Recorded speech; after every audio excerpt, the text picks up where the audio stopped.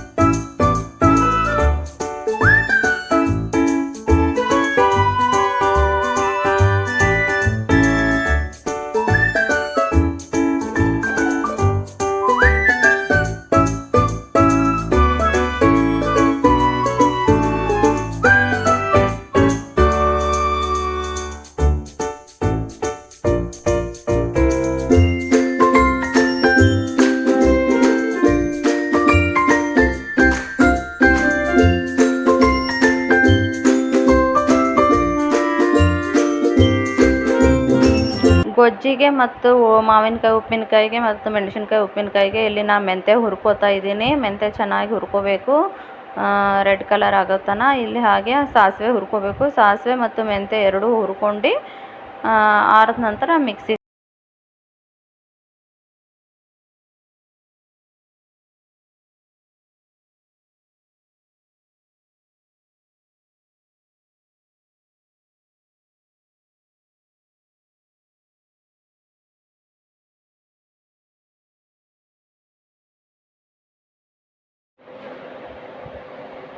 ಇಲ್ಲಿ ಅಡುಗೆ ಆಗಿದೆ. ರೊಟ್ಟಿ ಮಾಡಿದ್ನಲ್ಲ ನಾನು, ಭಾಳ ಮೆಸ್ ಆಗಿದೆ ನನ್ನ ಕಿಚನ್ ರೂಮ್.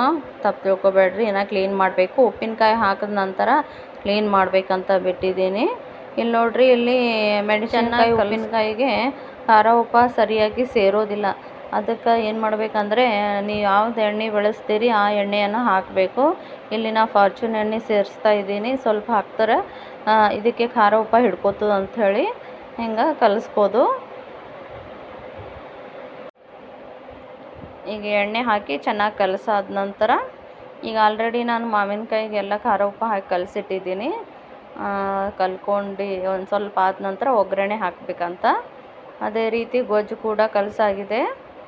ಅದಕ್ಕೆ ಮೇನ್ ಏನಂತಂದರೆ, ಈಗ ನಾವು ಹುರ್ಕೊಂಡಿದ್ದೀವಲ್ಲ, ಏನಂದರೆ ಮೆಂತ್ಯ ಮತ್ತು ಸಾಸಿವೆ, ಅದೇನು ಮಾಡಬೇಕು, ಪೌಡ್ರ್ ಮಾಡಬೇಕು. ಆದ ನಂತರ ಮಿಕ್ಸಿಗೆ ಹಾಕಿ ಪೌಡ್ರ್ ಮಾಡೋದು.